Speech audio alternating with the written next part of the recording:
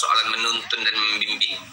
Ya, ada istilah kalau saya tidak salah, anak dipangku kemanakan dibimbing. Betul atau benar? Benar, Pak. Benar ya. Benar, Pak. Iya, benar ya. Mohon maaf kalau saya ada yang salah. Itu sebenarnya kan makna yang sangat cukup dalam itu kalau di ranah Minang ya kan, di Sumatera Barat.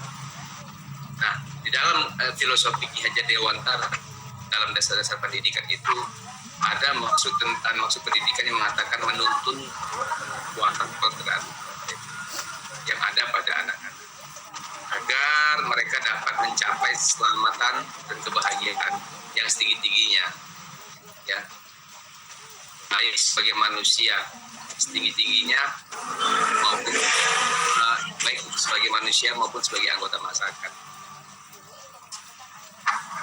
Bapak Ibu tadi sudah ceritanya tentang kodrat ya. Kodrat itu kan adalah fitrah ya Bapak Ibu ya. Tadi Bu Hilda sudah menjelaskan. Bu Hilda ya. Menebalkan garis yang sudah kelihatan sama-sama nih Bu. Menebalkan garis yang kelihatan sama-sama. Artinya teman-teman Bapak Ibu di sini bukan mencari sebenarnya, bukan mencari lagi, tapi bagaimana Bapak Ibu membantu murid-murid itu menemukan bakat dan minatnya, ya, membimbing kepada sebuah cahaya, ya. Kalau saya baca buku Imam Al-Ghazali itu menuntun membimbing kepada secercah cahaya, menerangi pelita, menemukan bakat dan minat murid. Jadi Bapak Ibu CGP, alhamdulillah di era ini kita sudah berada di era perubahan, transformasi pendidikan, perubahan mindset, perubahan paradigma. Hari ini pemerintah sudah berada di belakang kita, sudah membackup kita. Jadi jangan ada lagi Bapak Ibu mengatakan malaslah bergerak, malaslah berubah. Terus bilang nanti ganti menteri juga nanti berubah lagi gitu. Enggak, jangan buang jauh-jauh pemikiran itu Bapak Ibu. Wah, memang di awal-awal saya dengan teman-teman ketika menggerakkan ekosistem pendidikan itu selalu ada tanda kutip cemoohan ya, ketidakpastian gitu ya, atau keraguan-raguan akan kegiatan program yang luar biasa ini gitu Bapak Ibu. Tapi saya yakin dan percaya, saya tidak berhenti sampai di situ. Saya tetap mengajak semua teman guru untuk bergerak. Meskipun kemarin dia mengatakan ini adalah corongnya Pak Menteri katanya. Gitu ya. Tapi nggak apa-apa, hari ini sudah jadi pengawas Merdeka Belajar. Nah itulah, jadi Bapak Ibu, anak itu juga nggak bisa, benar apa yang kata Mbak Hilda, bukan kertas kosong yang semaunya kita ya. Apa yang mau guru. Jadi kedaulatan itu bukan pada guru, tapi melibatkan murid. Sesungguhnya kekuatan guru itu, Pak. Jadi Merdeka Belajar itu melibatkan murid, menebalkan garisan-garisan yang samar tadi, Bapak Ibu, menemukan bakat dan minatnya, menuntun dan mengarahkannya untuk mencapai tujuan dan cita-citanya, kompetensi pembelajarannya. Hari ini saya masih melihat banyak guru-guru yang membuat soal-soal yang kayak kemarin copy paste, ya, kemudian ambil dari Google, kemudian difotokopi, nggak dicerna dulu apa pertanyaan, ya, sampai keluar. Anak sekarang itu Bapak Ibu sudah bisa melampaui batas kemampuan kita, ya. Kadang-kadang kita nggak pernah terpikirkan Bapak Ibu, kenapa anak-anak ini sekarang kok malas, kok asik main handphone, game aja, gadget gitu ya, gadget. Kenapa? Ketika ditanya secara personal, udah tahu kita itu Pak, udah tahu kita tuh Ma. Kenapa? Dari TikTok sumbernya dapat, dari Google sumbernya dapat.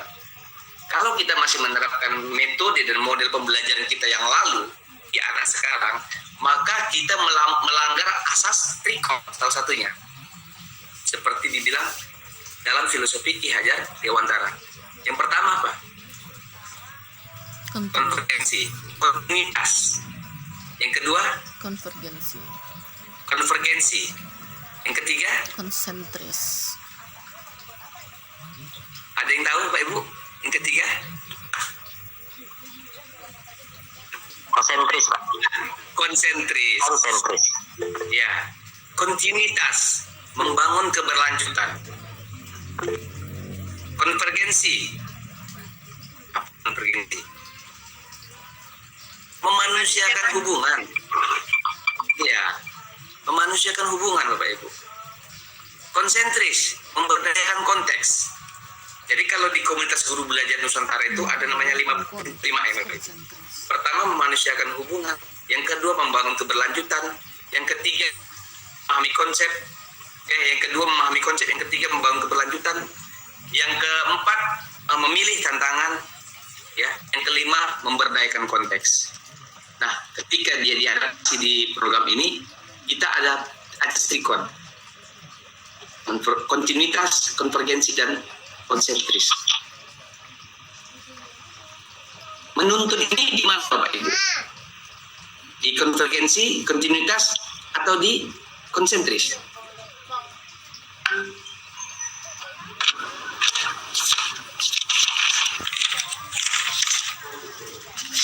Sudah selesai yang diketik tadi?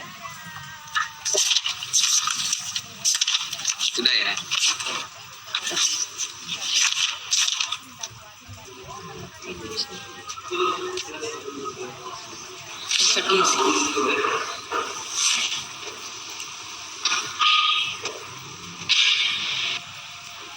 Menuntun ini di mana Bapak Ibu? Di kontinuitas, konvergensi, atau konsentris? Silakan Bu Reni. Di konvergensi Pak, kalau tidak salah kegiatan menuntun itu kita harus menuju satu titik. Jadi di saat kita melaksanakan menuntun siswa, kita mengarahkan siswa kepada satu tujuan yang akan kita capai. Jadi pada konvergensi Pak. Makasih. Iya, konvergensi, memanusiakan hubungan Bapak Ibu. Kalau kita tidak ada memanusiakan hubungan di sana, mustahil kita akan melakukan penuntunan terhadap murid kita kan. Betul atau benar gitu? Atau benar? Iya kan, Bapak Ibu? Iya. Kalau Bapak Ibu seorang yang mohon maaf, bukan mungkin Bapak Ibu lah ya. Kalau ada seorang yang diktator gitu ya, punya karakter yang tidak humanis gitu ya, suka menimbulkan jarak terhadap orang lain, apakah dia bisa melakukan penuntunan terhadap murid? Persoalan rumah dibawa ke sekolah gitu, persoalan luar dibawa ke sekolah, akhirnya melihat murid seperti Anda. Ini luar biasa Bapak Ibu. Ini sebenarnya problem Bapak Ibu, problem yang sering kita lihat sebenarnya. Ada persoalan di rumah, ada persoalan dengan suami, ada persoalan yang dibawa ke sekolah. Jadi yang jadi korban murid. Akhirnya prosesi untuk menuntun membimbing anak itu tidak kelihatan. Masih ada nggak guru yang menyampaikan buku muridnya ke lantai? Masih ada nggak? Sini kau. Kan dari kemarin udah dibilang potong rambutmu. Katanya. Nah, itu luar biasa Ibu. Itu tidak masuk dalam trikon, konvergensi. Memanusiakan hubungannya sudah tidak ada. Di depan murid lain besok akan melihat seperti itu. Wah, harusnya pelajaran matematika hari ini yang menangkan, gara-gara melihat satu contoh di depannya, akhirnya pelajaran matematika tuh jadi momok bersama bagi murid. Kenapa? Sebenarnya matematika itu menyenangkan, tapi karena satu kegiatan yang kurang memanusiakan hubungan dilakukan di depan kelas pada saat jam pelajaran matematika misalnya, ini akan jadi kesatuan keadaan yang membuat trauma murid Bapak Ibu.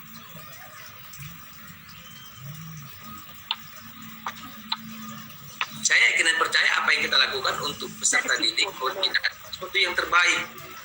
Pangkas memang bagus untuk terapian. Tapi ketika kita mengambil gunting dan mengambil rambut murid banyak gitu ya, terlalu banyak diambil sampai kelihatan tidak indah gitu ya di depan murid lain, apakah itu bentuk pendidikan?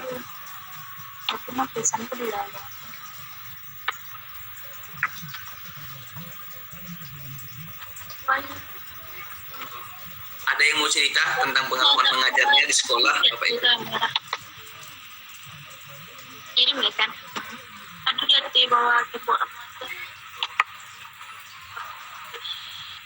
Ada yang mau cerita pengalaman mengajarnya di sekolah?